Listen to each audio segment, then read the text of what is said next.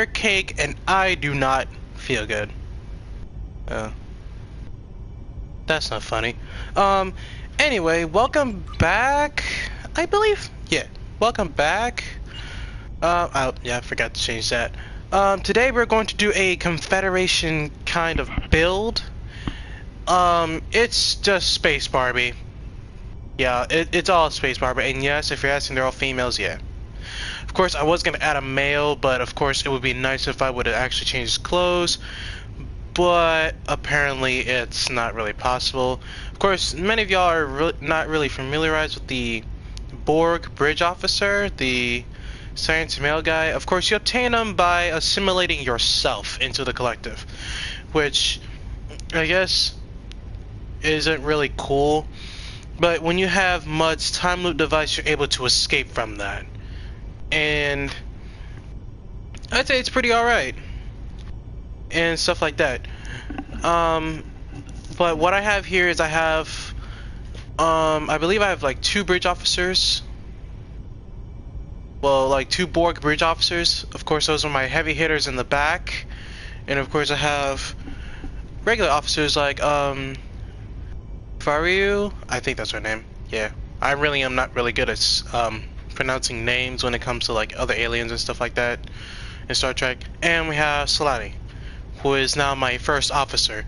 And of course, I would bring Captain Kaga, but due to the number of times she has been dying, yeah, she's gonna need to be like fixed if she wants to be the captain of the Acheron. Because of course, if you guys have really watched Star Trek Discovery, there was Captain Maddox, who was captain of the Charon back in Star Trek Discovery season, I believe season 1, which is like the cringiest season ever to be existed in Star Trek. I'd say Connections is kind of awkward because it kind of gives me that high school PTSD vibe. But yeah. Of course we have these 2 in the front, these 2 in the back, which is like the heavy hitters. But of course we're gonna be doing like all phaser rifles. But we're just gonna tell you about this build. Of course, all of them have the phaser split beam special issue rifle from the Low-Buy store. Of course, it is a good rifle, but if you guys want to go for like budget builds and stuff like that, if you guys can't really afford it, I really do recommend you go for this one. The R&D, of course, the split beam rifle from the R&D store, not from the R&D store, but I believe you can craft this. You can craft this, and of course it does. It's definitely stronger than this one, but of course the auto targeting beam, it does it like several times, unlike that one. Because of course the one that Solani has versus Kobayashi's can fire up. Kobayashi's secondary attack can fire up to like 3 times, depending on the ammo that she has available.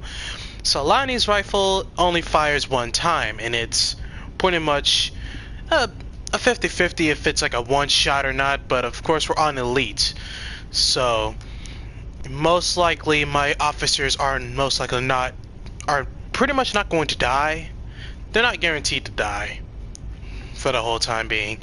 And the reason why we're on the disco, the reason why we're doing this mission again, is because I can't really find any enemies, and I can't really find any ground maps that have my full team there. So it's kind of difficult to find that, so I just decided to do, why not the damn Discovery. So of course Kobayashi, she's a Borg bridge officer, and her traits involve, oh my, I might have to go here to look.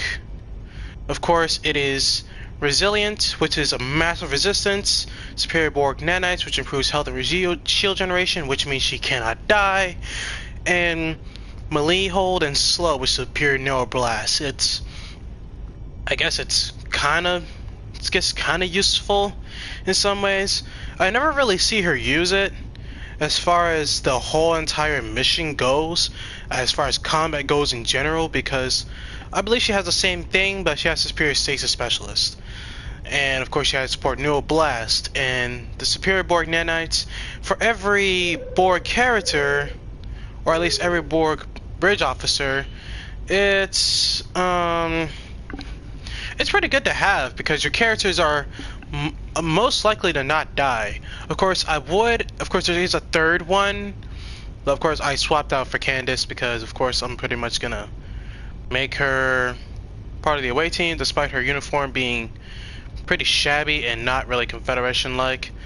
Because of course I have all the Confederation uniforms here. The males, they would actually wear the same Odyssey uniform, which is I have to find Maya. Of course this is Maya, but of course I changed the biography to Nero because of course Section 31 we can like fake identities and shit.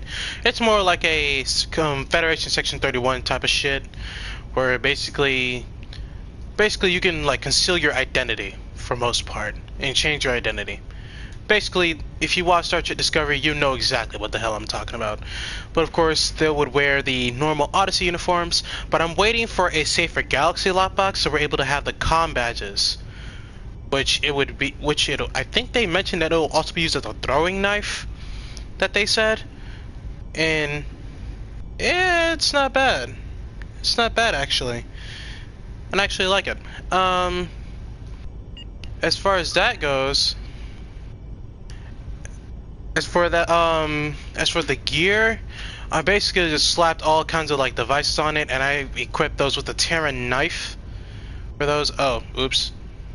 I basically have a bunch of Terran knives. Who can I equip this with? You. Yeah, you can have a Terran knife. Oh my. Yeah, a bunch of them don't really have Terran knives. They're basically all over the place. So, because mostly I have like ground pets on them, and because I can only equip like so much ground pets, I don't have enough for them. So I just can't become a platform, so I usually have these guys as platforms. So basically it's like saying you have more reinforcements, and I'd say just mostly slap some rep gear on them. It doesn't really matter when it comes to the Borg bridge officers, but when it comes to these guys, these two, it matters. Especially if you're first officer. Your first officer basically has to be, you know, invincible, but can't be invincible that much. At least let her take a little bit of damage and stuff like that. But basically still gonna do a combat review where we gotta go skip these. Basically watch them do the work.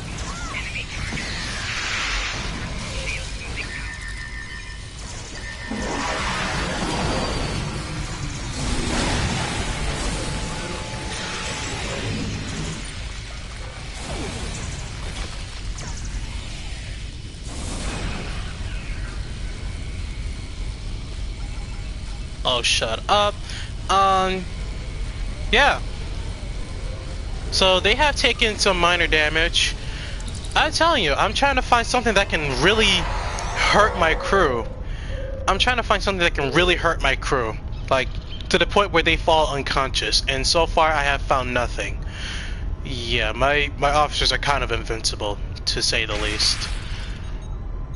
Because the only time they have fallen unconscious was when it came to the Voth. Nonetheless, like that Voth mechanic guy. That's the only time where I have saw Vario fell and Kobayashi fell, both at the same time, and I was like, oh, okay. Because I had the Quat Malad sword, it just kind of healed them up. But as far as the looking at these are concerning as well, I really recommend you keep an eye on these two, because it really does help for the whole team, and it helps increase bonus damage. And of course I would actually change this for command, but we'll get to that later. So of course I'm gonna replace this for Starscream nonetheless. Of course he's my commander. I believe he's another Borg officer, but that he's like another officer I can't really change. So forgive me, my throat's been like that all week. And I do recommend the Pulsar Blast for Veru, and I'd say A photon grenade if you can't really find anything else, for the most part. If you can't really find anything else, then just a photon grenade will do nicely. Next is Congo's abilities, which most of them, like I believe all of them, contain like a lot of money, and you can either get them from you can get them off the exchange, and right now they're crazy expensive, like 15 million energy credits, ranging from that to at least 40 million, and it's stupid expensive. So I say just keep an eye out in case those prices drop somewhere in between, but it will cost you like a dozen lot boxes to get one of these. And of course, the harmonic repulsar wave, it does a small little bit of kinetic damage, and those of electronics take physical damage, like Borg drones, for example. Those also take like a massive amount of electrical damage, and also they repel foes too. Basically, like the "get the hell away from me" kind of thing. And it's an okay ability. Cold Fusion Flash. This one is kind of my favorite of the many, because of course it roots them. It basically holds them still for 12 seconds, cold damage for 12 seconds, and stun for 12 seconds. It's basically like one big nuke nonetheless. And of course it freezes an entire area. And of course, goody stuff like that. And we have temporal anomaly containment. It holds people, and it's basically one big giant threat that says, "Fight me, you coward," or something like that.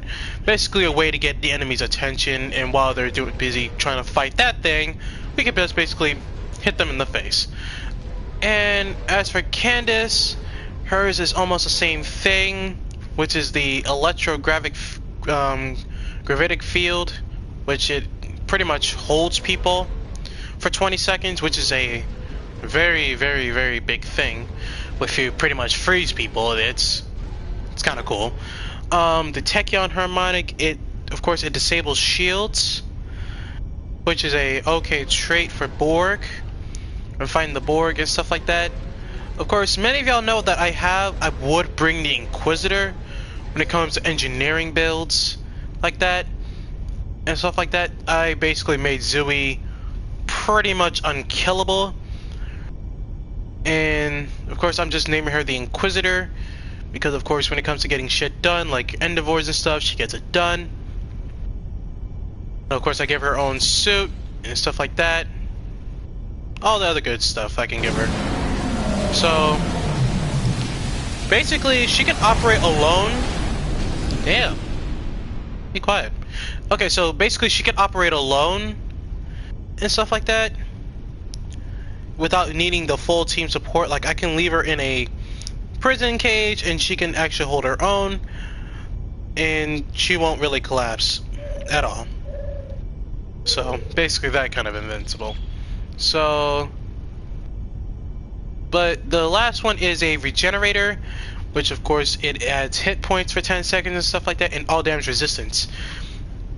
Damage resistance is a kind of a good thing when it comes to resisting a lot of damage on the ground, because of course you're gonna get hit a lot, so of course you gotta resist a lot, and of course in helping and moving around would do some things, but normally I'm the type of person who will stand there and do nothing, absolutely nothing at all.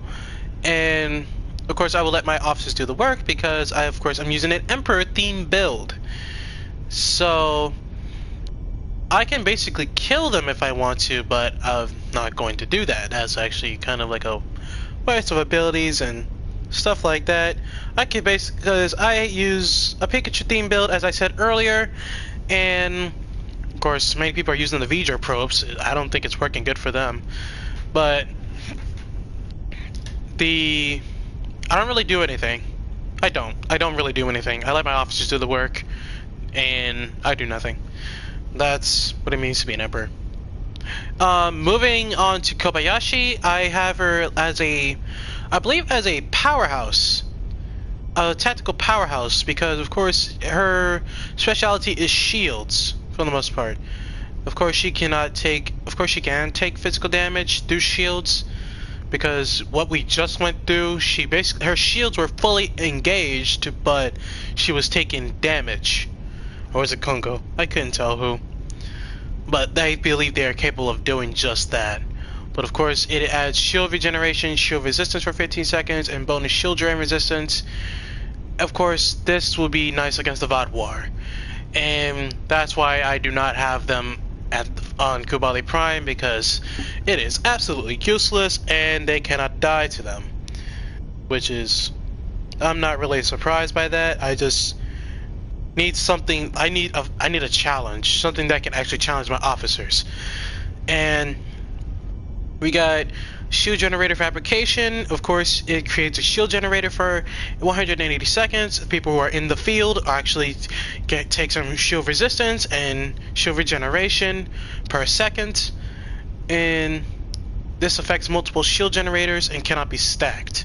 So, of course, the more shield generators you're in, the more you're going to regenerate.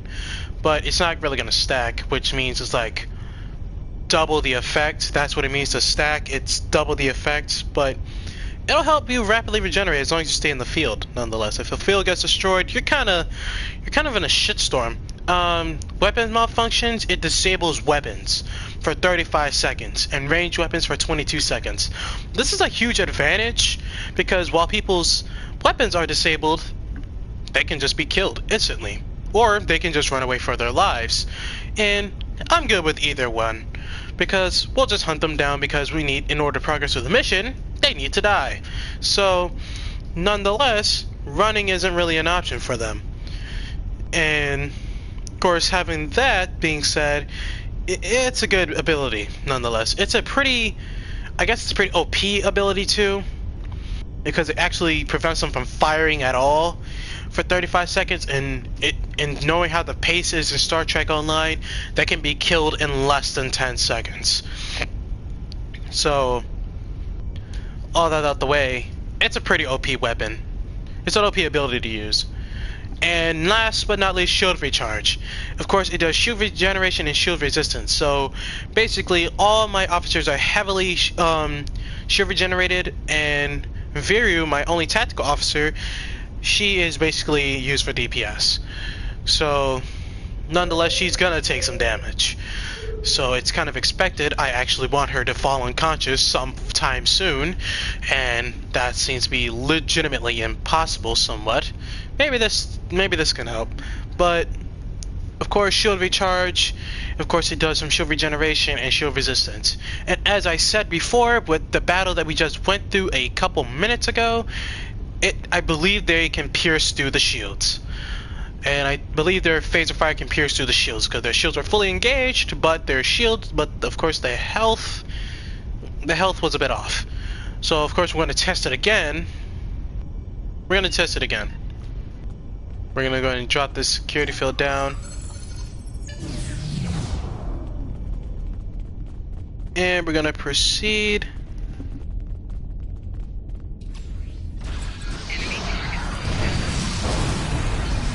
And that guy just got thrown all the way to the ground. Ow.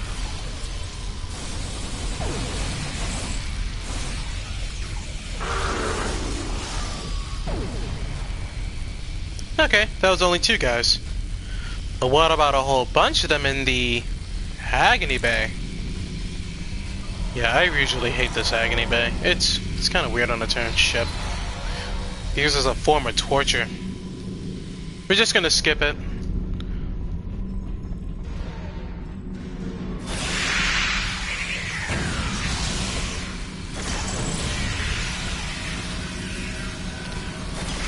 See that? Pierce through the shields.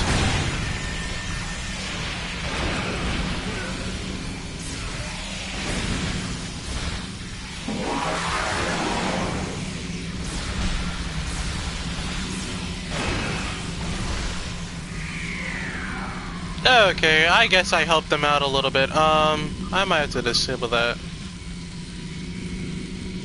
Yeah, I'm gonna have to disable that thing.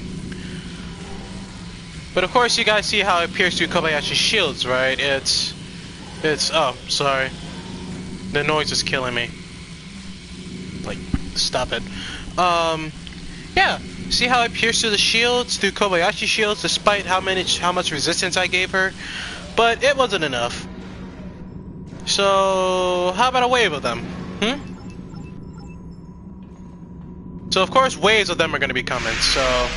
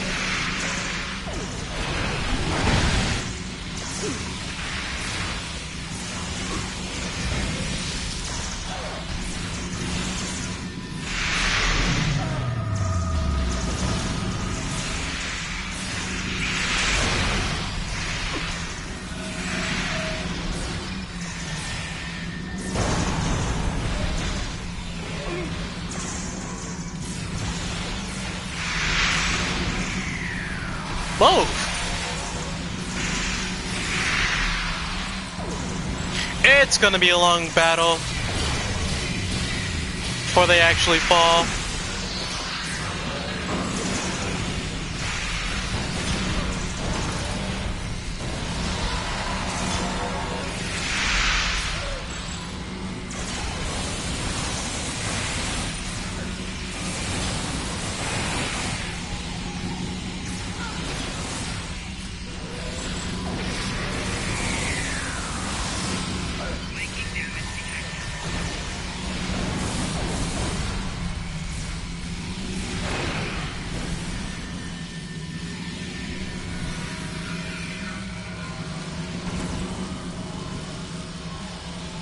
Who's that?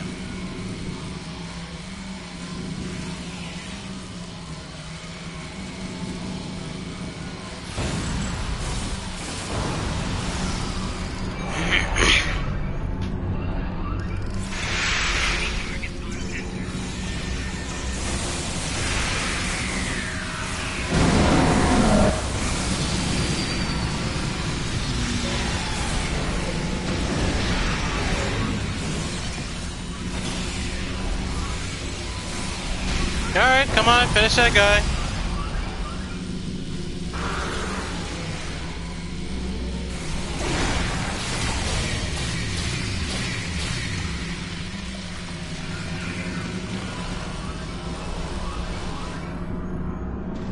Alright, so throughout that whole... Oof. Okay, so throughout that whole battle, it's... of course, Kobayashi almost died. Yeah, she almost died. And of course they were managing to hold their own. It's okay. It was alright. But of course, you see how they were able to still pierce through the shielding, despite the fact that she was even have so much shield resistance. It's something to work on, but for the most part, it's okay if I do my part and try to kill them all. But of course, I want to see what it's like without my help. And you are making too much noise in my ears, and I'm going to leave. And I'm afraid there might be more Terrans outside. Okay. I'm afraid there might be more Terrans outside. Oh, sorry. Yeah. Are there Terrans outside? No. Okay. They don't come till later. But I believe that is pretty much it for the Space Barbie. I hope you guys enjoyed the video, and like, share, and subscribe. No, I'm not one of those people who actually say it in the very beginning. I actually say it at the very end, because of course it feels more respectful that way. But I really do hope you guys like, share, and subscribe. And I know that it ain't much of a video and stuff like that, but I hope you guys actually get a build of your own, like I don't know, say like like an Odyssey build or something like that, or make these uniforms into combat uniforms for war. I don't know, but tell me what you guys think and let me know in the comments on what you think I should change and stuff like that. So the next time I will see you guys, it will be the last. It will be most likely a two-part episode featuring one a TFO and of course the first part a specific TFO and the next part a season finale.